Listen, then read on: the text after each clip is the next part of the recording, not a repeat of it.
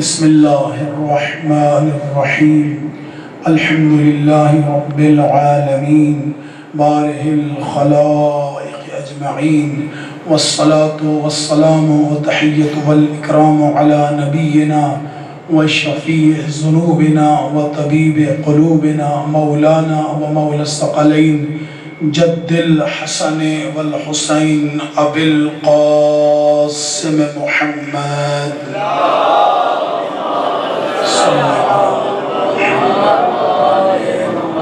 وآلہ الطیبین الطاہرین المعصومین المنتجبین المنتحبین المظلومین الذین اذهب اللہ عنہم الرجس وطہرہم تطہیرا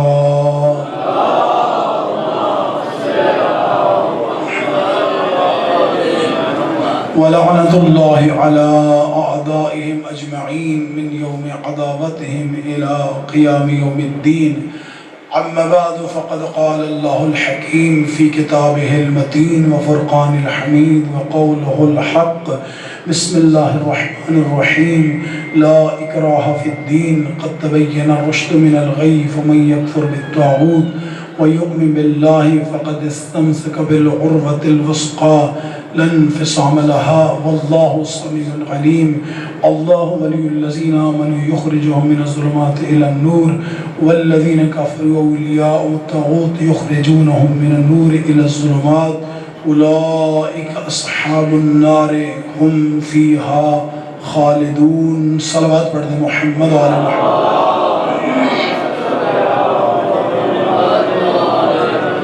آغاز سخن ہے اس دعا کے ساتھ کہ خداوند عالم ہمارے لمحات کو عبادت شمار فرمائے، اس عبادت کو اپنے قرب کا ذریعہ قرار دے، اس نورانی منبر پر زبان پر ایسے الفاظ لانے کی توفیق عطا فرمائے جس میں خداوند عالم کی رضا اور خوشنودی ولی دوران امام زمان علیہ السلام کی تائید شامل ہو. ان دعاؤں کی قبولیت کے لیے خوبصورت ترین صلوات پڑھ دیں.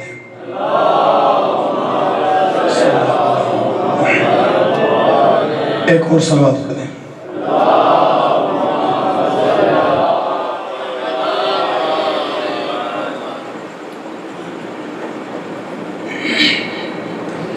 عنوان گفتگو ہے ہمارا ولایت اور ہدایت، اور اس کے لیے سورہ مبارکہ البقرہ آیت کے نمبر 256 اور 257 مسلسل تلاوت کی جا رہی ہے.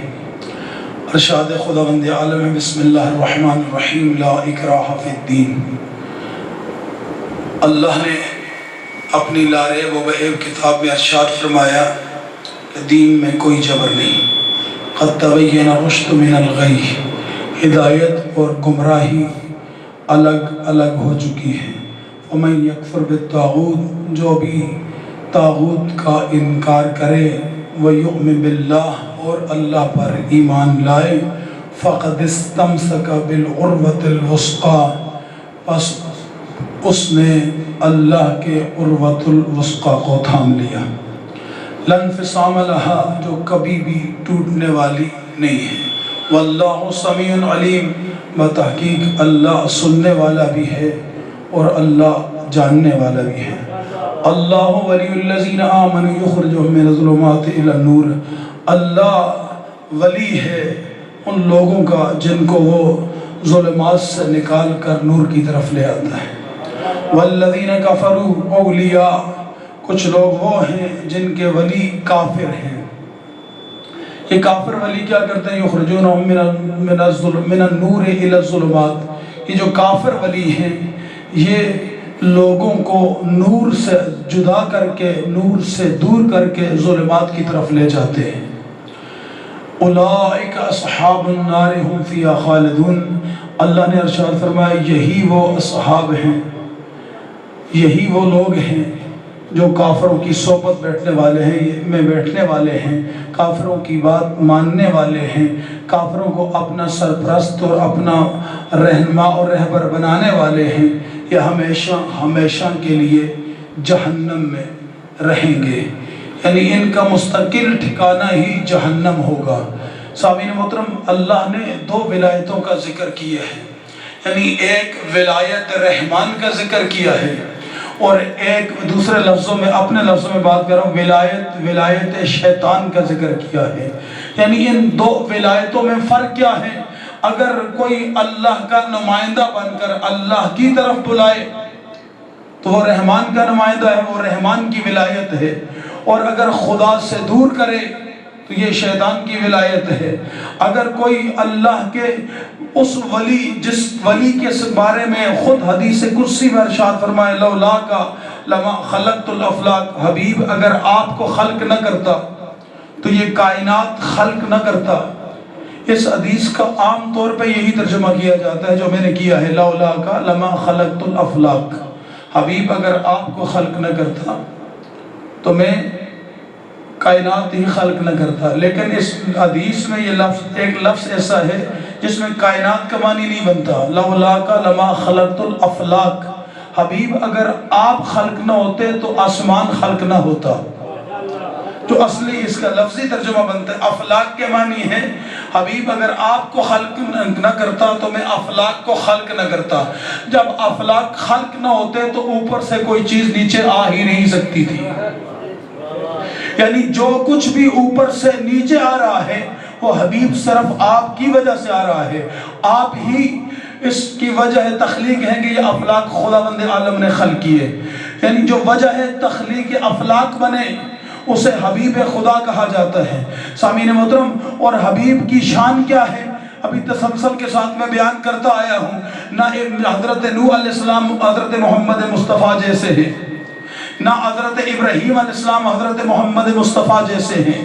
آج اگر آپ جاگ رہے ہوں تو میں تذکرہ تھوڑا سا آگے بڑھاتا ہوں۔ اول العزم پیغمبر ہے حضرت موسیٰ، اللہ کے کلیم نبی ہیں حضرت موسیٰ، لیکن فرق کیا ہے موسیٰ کلیم میں اور محمد رسول اللہ میں؟ ایک دو تین بڑے بڑے فرق خداوند عالم نے قرآن مجید میں بیان فرمائے ہیں۔ پہلا فرق کیا ہے؟ موسیٰ کو بھی معراج ہوئی، محمد رسول اللہ کو بھی معراج ہوئی۔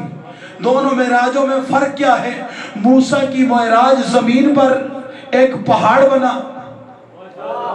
جاگیے گا میں جملہ کہنا چاہ رہا ہوں، تھوڑا سا بیدار ہو کے سنیے گا انشاءاللہ۔ میں بہت جلدی، میں نے پہلے کہا ہے میں مستند بات کرنے کا عادی ہوں، ممبر سے ایسی بات نہ کر کے جاؤں جو کل میرے اور میری قوم کے کسی فرد کے لیے باعث شرمندگی بنے، اس لیے کہ یہ ذمہ دار ممبر ہے اور ذمہ دار فرد کی ذمہ داری ہے کہ وہ یہاں سے ایسی بات کر کے جائے جب بھی کوئی بھی میری ملت کا جوان کسی کے سامنے بیان کرے تو اس کا سر فخر سے بلند ہونا چاہیے، اس کا سر شرم سے جھکے نہیں۔ اس لیے کہ میں نے پہلی مجلس میں ایک جملہ کہا تھا نا کہ حر نے امام کے قدموں میں اپنا سر رکھا تھا اور حسین نے کہا تھا کہ اے حر اپنے سر کو اٹھا، ارفع راسک یا شیخ، یعنی حسینیت سر بلند کرتی ہے، سر جھکاتی نہیں ہے۔ حسینیت کبھی سر جھکانا سکھاتی بھی نہیں ہے، ہمیشہ سر بلند کر کے کٹانا تو سکھا دیتی ہے حسینیت، لیکن سر جھکانا نہیں سکھاتی۔ سامعین محترم، خداوند عالم نے موسیٰ کو بھی معراج کرائی، محمد رسول اللہ کو بھی معراج کروائی۔ فرق کیا ہے ان دونوں معراجوں میں؟ بڑا خوبصورت فرق ہے۔ موسیٰ کی معراج ہوئی زمین پر، ایک پہاڑ پر، طور نام تھا اس پہاڑ کا، اور محمد رسول اللہ کی معراج ہوئی عرش پر۔ موسیٰ جب زمین پر معراج کے لیے گئے تو جب اس مقدس زمین پر قدم رکھا، پہلا قدم رکھنا ہی چاہتے تھے، ایک مرتبہ پیچھے سے آواز آئی وَخْلَ نَعْلِكَ، اے موسیٰ جوتے اتار دے۔ میں قرآن کی آیت پڑھ رہا ہوں، حدیث نہیں پڑھ رہا۔ اے موسیٰ وَخْلَ نَعْلِكَ، موسیٰ اپنے جوتے اتار دے۔ إِنَّكَ بِالْوَادِ الْمُقَدَّسِ طُوَىٰ، یہ جس وادی میں اب تو داخل ہو رہا ہے یہ کوئی عام وادی نہیں، یہ مقدس وادی ہے، یہ کوئی عام وادی نہیں، یہ مقدس وادی ہے۔ یعنی موسیٰ کو بھی اللہ نے معراج کروائی، لیکن زمین پر ایک پہاڑ موسیٰ کی معراج بنا، لیکن جب موسیٰ اس پہاڑ پر جانے لگے تو کہا موسیٰ جوتے اتار گیا، کہا موسیٰ اپنے جوتے اتار گیا، لیکن جب اسنین کے نانا کو معراج پہ بلایا تو یہ نہیں کہا جوتے اتار گیا، ہاں جوتیوں کے سمیتا دونوں کو۔ اور اس جوتی کی عظمت کے لیے اتنا ہی کافی نہیں ہے کہ یہ جوتی سارا مکہ کافروں سے بھرا ہوا ہے، لیکن جب اس مکہ میں یہی جوتی پڑتی ہے، اس مکہ کی سرزمین پر اللہ کے حبیب قدم رکھتے ہیں، تو پھر یہ مکہ مکہ نہیں رہتا، مکہ سے مکرمہ بن جاتا ہے۔ اور یہی جوتی جب مکہ سے چل کر ہجرت کر کے مدینہ میں آتی ہے، پھر مدینہ مدینہ نہیں رہتا، مدینہ منورہ بن جاتا ہے۔ اور پھر یہی جوتی جب فرش سے عرش کی طرف جاتی ہے، پھر عرش عرش نہیں رہتا، عرش معلی بن جاتا ہے۔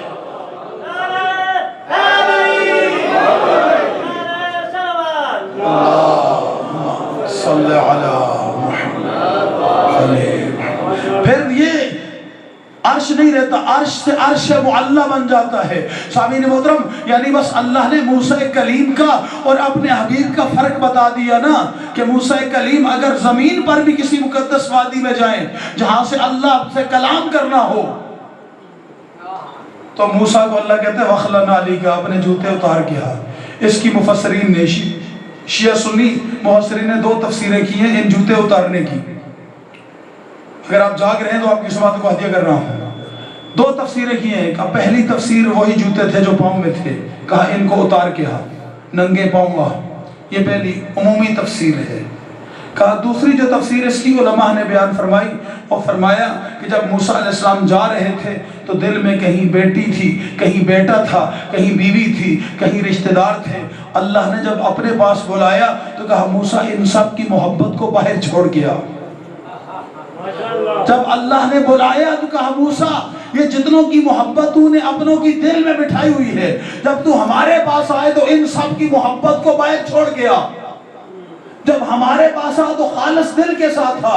سامعین محترم، یہ موسیٰ کلیم کا مقام ہے۔ جب موسیٰ کو اللہ زمین پر طور پہاڑ پر بلائے تو کہتے ہیں اپنوں کی محبت چھوڑ گیا، اور جب اپنے حبیب کو عرش پر بلاتا ہے تو جاتے ہوئے کہتا ہے اپنوں کی محبت اپنی امت پر واجب لے کر جا۔ اپنوں کی محبت اپنی امت پر واجب سمجھ کر لے کر ساتھ جا۔ یہاں پر تھوڑا سا رکیے گا، جملہ کہنا چاہ رہا ہوں۔ اب یہی موسیٰ ہے، آگے بڑھے، پہاڑ پر پہنچے، ایک درخت سے شعلے آگ کے اٹھ رہے تھے۔ ایک درخت سے، ایک ہرے بھرے درخت سے آگ کے شعلے اٹھ رہے تھے، اور اس آگ میں سے آواز آئی انا ربکم، میں تمہارا رب ہوں۔ موسیٰ نے انکار نہیں کیا۔ موسیٰ علیہ السلام نے آمنا و صدقنا کہا، انکار نہیں کیا، قبول کیا۔ موسیٰ نے گفتگو کی، واپس آ گئے۔ پھر اللہ نے 40 دن کے لیے 30 دن کے لیے بلایا، 40 دن 10 دن اضافہ کر دیا، 40 دن لگ گئے۔ اب جو 40 دن کے بعد واپس پلٹے تو آگے ایک سامری نے گوسالہ بنایا ہوا تھا۔ ایک سامری نے گوسالہ بنایا ہوا تھا، وہ سونے کا بنا ہوا تھا۔ اس سونے کے گوسالے میں سے آواز بھی آتی تھی، لوگ سوال کرتے تھے، وہ جواب بھی دیتا تھا، وہ حرکت بھی کرتا تھا۔ اور اس سامری نے موسیٰ کی ساری امت کو گوسالے کی پوجا پہ لگا دی۔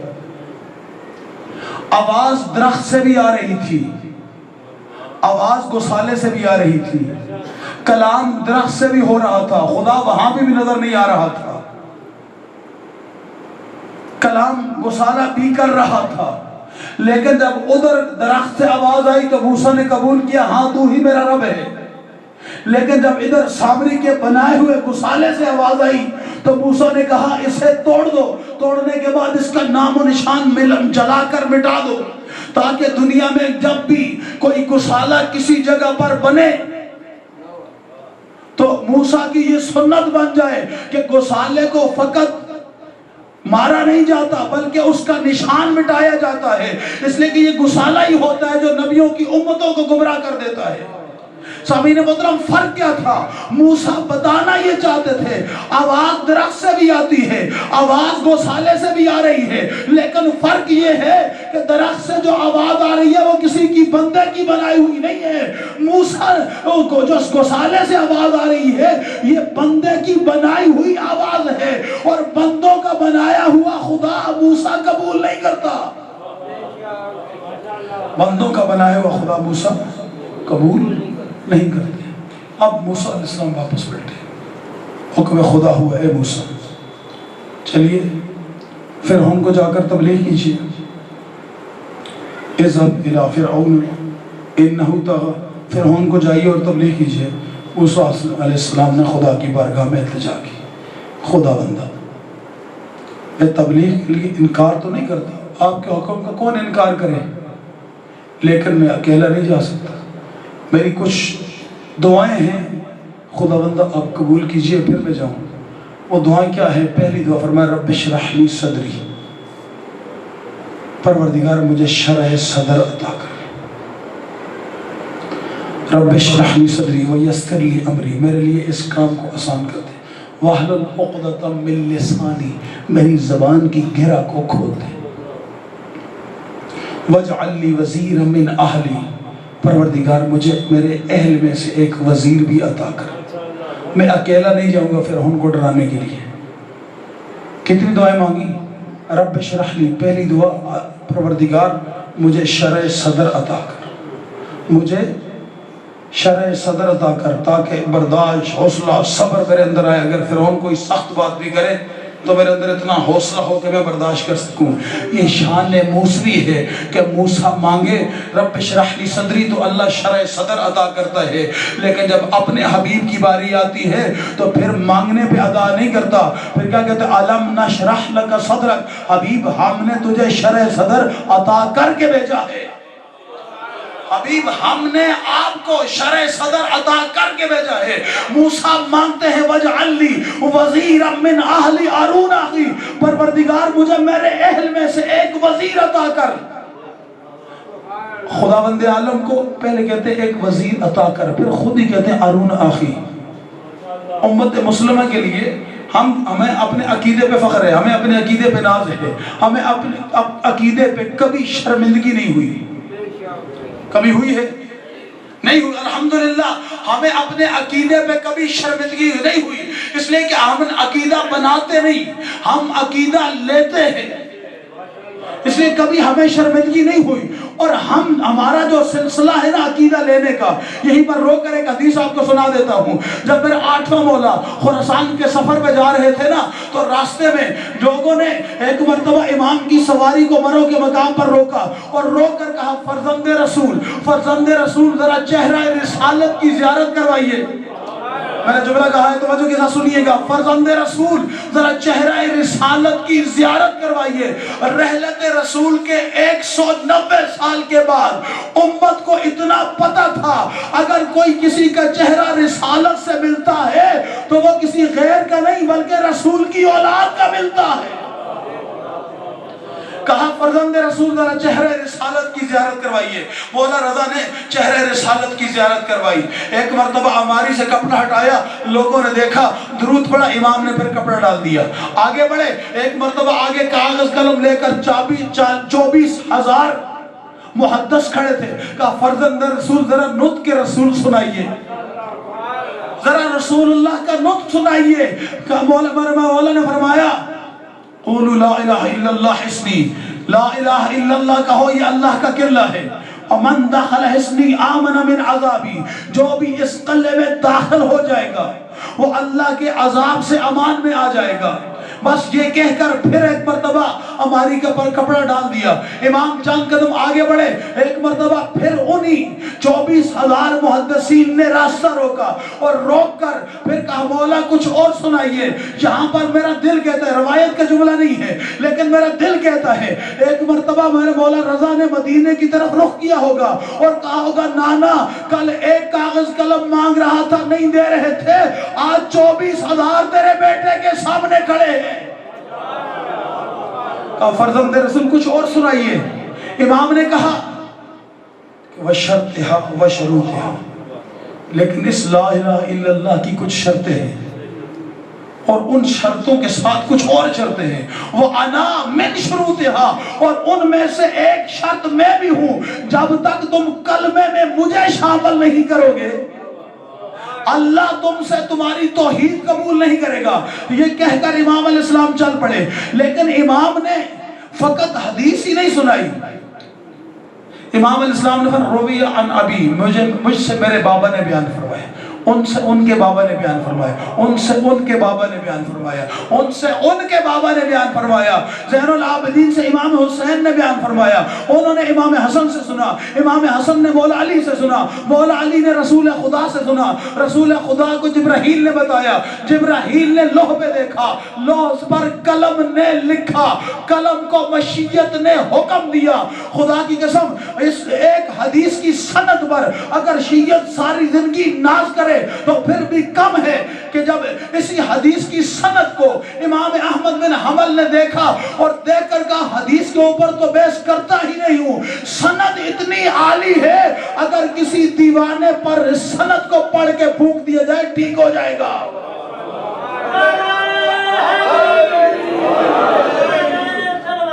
اللہ صلی علی محمد علیہ محمد۔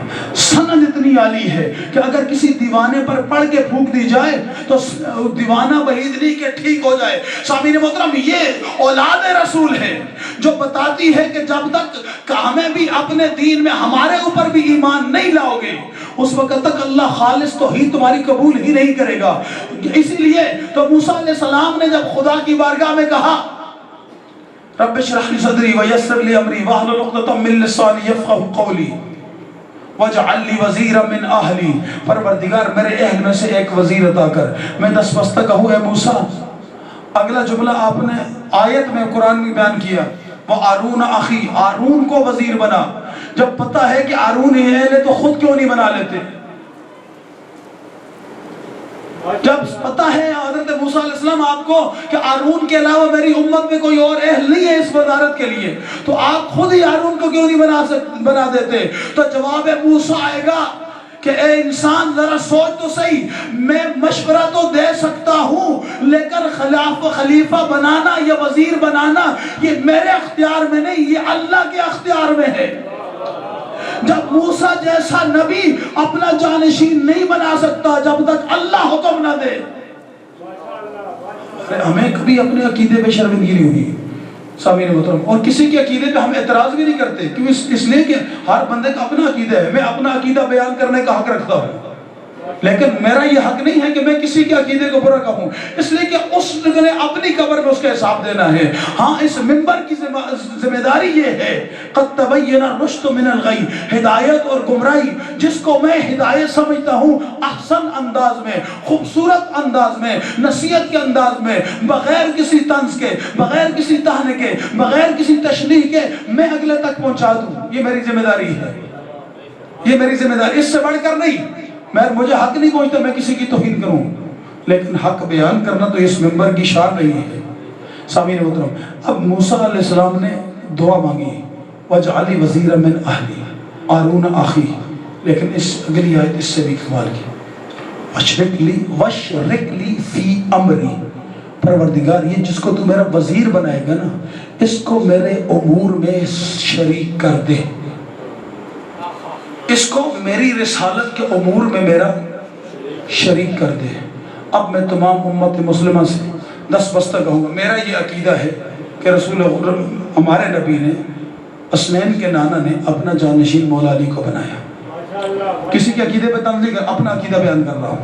میرا یہ عقیدہ ہے کہ رسول اللہ نے مولا کائنات کو اپنا جانشین نامزد کیا، جب نامزد کیا تو پھر نسبت بھی موسیٰ اور آرون کی مولا کائنات کو کے متعلق رسول خدا نے بیان فرمائی کہ علی تیری مثال میرے نزدیک ایسی ہے جیسے موسیٰ کی آرون کے ساتھ تھی، اور یہ حدیث متفق علیہ ہے۔ تو اب میں جملہ کہنا چاہ رہا ہوں کہ اگر رسول اللہ کی واقعی مولا علی جانشین ہیں تو کوئی ایک ایسا امر تو ہمیں بتائیے جس امر میں رسول خدا کو اللہ نے حکم دیا ہو اور عمل مولا علی نے کیا ہو۔ حکم رسول اللہ کو ہو لیکن عمل مولا علی نے کیا ہو۔ تو سورہ مبارک توبہ میں آواز قدرت آئی، بسم اللہ الرحمن الرحیم، یا ایھا النبی جاہد الکفار والمنافقین، اے میرے حبیب جہاد کرو کافروں سے اور منافقین سے، جہاد کرو۔ قرآن کی آیت پڑھ رہا ہوں، حدیث نہیں پڑھ رہا۔ یا ایھا النبی جاہد الکفار والمنافقین، اے میرے حبیب جہاد کرو کافروں سے اور منافقین سے۔ تمام امت کو علماء کے سر پہ رکھیے قرآن اور ان سے پوچھئے کبھی ایک جگہ پر بھی میرے نبی نے منافقوں سے جنگ لڑی ہے؟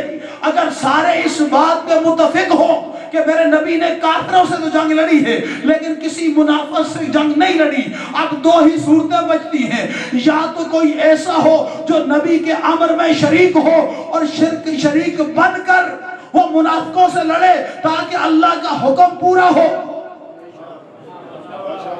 تو کوئی ایسا ہونا چاہیے جو یا تو نبی نے حکم خدا کی مخالفت کی ہے، اللہ نے حکم دیا تھا منافقوں سے لڑو لیکن مصطفیٰ نہیں لڑے، یا پھر دوسری صورت یہ بنتی ہے کہ کوئی ایسا جانشین تھا جس کو نبی نے اپنی ان امور میں اپنا شریک بنایا تھا، اب وہ اگر تھا تو وہ کون تھا؟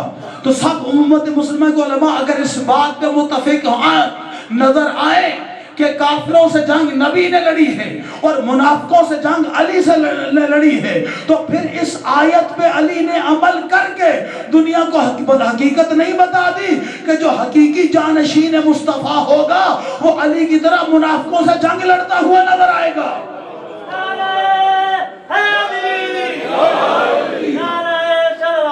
اللہم صلی علی محمد آل محمد۔ جو حقیقی میرے نبی کا جانشین ہوگا، جو حقیقی ولی ہوگا، جہاں رسول کھڑے ہوں گے وہیں وہ کھڑا ہوگا، جو حکم اللہ رسول کو دے گا اس حکم کو اگر رسول پورا نہ کر سکے تو اس حکم کو علی پورا کریں گے۔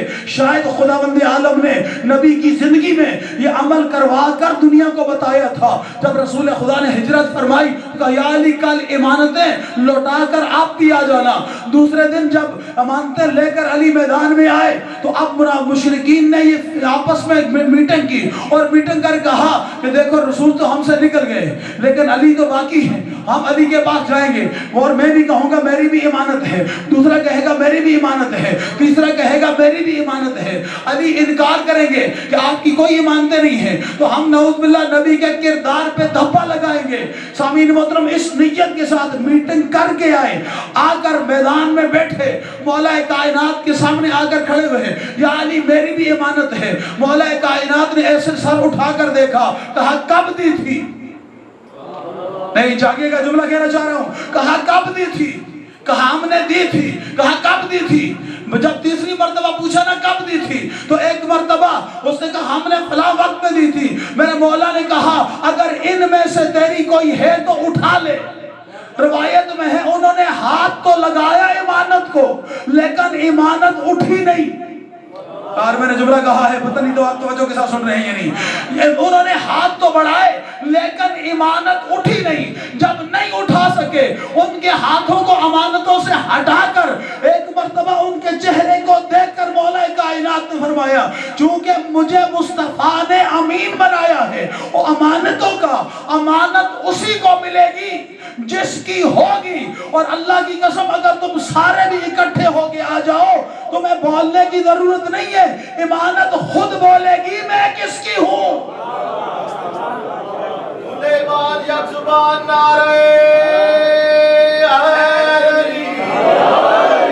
امانت خود بولے گی میں کس کی ہوں، یعنی تمہیں بولنے کی ضرورت ہی نہیں ہے۔ یہ کون سی چیز ہے جو امانت سے بلوا رہی ہے؟ اسی چیز کا نام ولایت ہے۔ یہ جو بے جان کو بلوا رہی ہے اسی چیز کا نام ولایت۔ ایک جملہ ابھی پڑھ کے آیا ہوں آپ کے لیے نقل کر رہا ہوں۔ ایک مرتبہ مولا کائنات ایک سفر پہ جا رہے تھے، ساتھ ساتھ سلیمان محمدی تھے، یہ میں ابھی پڑھ کے آیا ہوں آپ کے لیے ریپیٹ کر رہا ہوں۔ مولا کائنات آگے آگے جا رہے ہیں، پیچھے پیچھے سلمان فارسی جا رہے ہیں۔ مولا کائنات کو سلمان فارسی دیکھ کے فرماتے ہیں یا علی یہ پرندے ہوا میں اڑتے ہیں یہ ہوا میں کیسے گزارا کرتے ہیں، یہ کھاتے کیا ہے، یہ پیتے کیا ہے؟ مولا نے فرمایا پرندے سے پوچھ لے۔ اب ابھی پیچھے والے تھوڑے سے پریشان ہیں، میں ان کو جگانے کے لیے میں جملہ استعمال کر رہا ہوں۔ یہ واقعہ مجھے پڑھنے کی ضرورت نہیں تھی، میں پیچھے والے جو تاکہ وہ بھی ہمارے ساتھ اس مجلس میں شامل ہو جائیں وہ تاکہ ان کے لیے میں جملہ پڑھ رہا ہوں۔ اس نے مولا نے کہا پرندے سے پوچھ لے۔ سلمان کہتے ہیں یا علی وہ میری زبان نہیں جانتا، میں اس کی زبان نہیں جانتا۔ میں اس پرندے کے ساتھ کیسے گفتگو کروں گا؟ میرے امام نے فرمایا تو پرندے سے کہے کہ تجھے امام وقت نے کہا ہے میرے ہاتھ میں آ کر بیٹھ۔ پرندہ فضا میں اڑ رہا تھا، پرندہ فضا میں اڑ رہا تھا۔ سلیمان فارسی وکیل بن کے پرندے کو مخاطب ہوا کہ امام وقت نے تجھے حکم دیا ہے کہ میرے ہاتھ پہ بیٹھ۔ پرندے نے فضا چھوڑی، سلیمان فارسی کے ہاتھ کو اپنا تخت بنایا۔ اب سلیمان فارسی پرندے کو دیکھ رہا تھا، پرندہ سلیمان کو دیکھ رہا تھا، دونوں ایک دوسرے کو دیکھ رہے تھے۔ اب پھر سلیمان حیران ہے، کہا یا علی میں اس پرندے سے گفتگو کیسے کروں؟ نہ یہ میری زبان جانتا ہے نہ میں اس کی زبان جانتا ہوں۔ مولا فرماتے ہیں تو اپنی زبان میں اس سے سوال کر، چونکہ یہ اولی الامر کے حکم سے آیا ہے، تو اپنی زبان سے سوال کر، یہ تجھے تیری زبان میں جواب دے گا۔ سلیمان فارسی نے اپنی زبان میں عربی زبان میں سوال کیا، اے پرندے بتا فضا میں جب تمہیں بھوک لگتی ہے کھاتے کیا ہو؟ جب تمہیں پیاس لگتی ہے پیتے کیا ہو؟ پرندے نے سلیمان فارسی کو مخاطب کر کہا ہم سے یہ سوال کرنے کی تجھے ضرورت ہی کیوں پیش آئی؟ جواب سن، جب ہمیں فضا میں بھوک لگتی ہے ہم آل محمد پہ درود پڑھتے ہیں، اللہ ہماری بھوک مٹا دیتا ہے، اور جب پیاس لگتی ہے ان کے دشمنوں پر لعنت کرتے ہیں، خدا پیاس مٹا دیتا ہے۔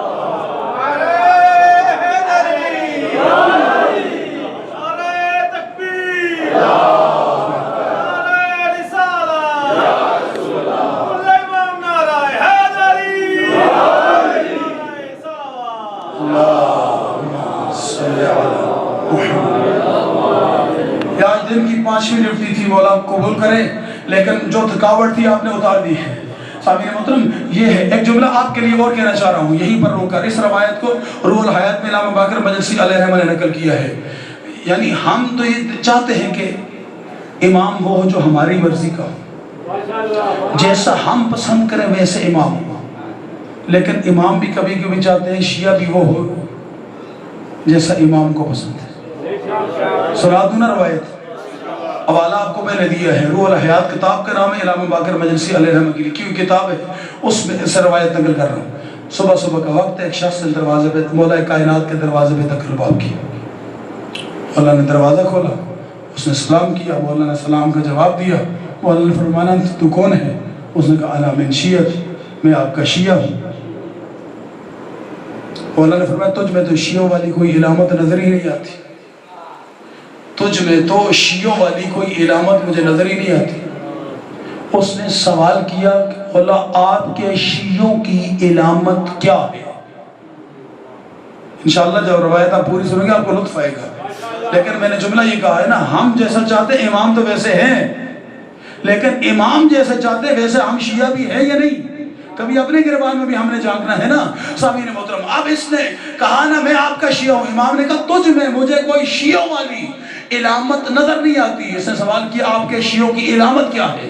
امام نے فرمایا وہ جو سامنے دیوار نظر آ رہی ہے نا، کہا جی نظر آ رہی ہے، کہا میرا شیعہ اگر اس دیوار کو حکم دے کہ سونے کی بن جا، دیوار کی جرت نہ ہو انکار کرے۔ یار میں نے جملہ کہا ہے، اللہ جانے آپ کہاں سے بیٹھے ہوئے ہیں۔ سامعین امام فرماتے ہیں میرے شیعہ کی شان یہ ہے اگر میرا شیعہ دیوار کو حکم دے سونے کی بن جا، دیوار انکار نہ کرے، میرے شیعہ کے حکم پر سونے کی بن جائے۔ امام نے حکم نہیں دیا تھا، فقط ہاتھ سے اشارہ کیا تھا، اس شیعہ کے دیکھتے دیکھتے دیوار سونے میں بدلی۔ پتہ نہیں آپ جاگ رہے ہیں یعنی میں جملہ کہنا چاہ رہا ہوں، توجہ کے ساتھ، اس شیعہ کے دیکھتے دیکھتے دیوار سونے میں بدلی۔ اس نے حیران ہو کر کہا مولا آپ نے اسے حکم تو نہیں دیا تھا، مولا آپ نے اسے حکم تو نہیں دیا تھا، پھر یہ سونے کی کیوں بنی؟ کہا میرا ہاتھ اٹھا تھا یا نہیں؟ کہا مولا اٹھا تھا۔ کہا بس شیعہ میں مومن میں اور امیر المومنین میں یہی تو فرق ہے، مومن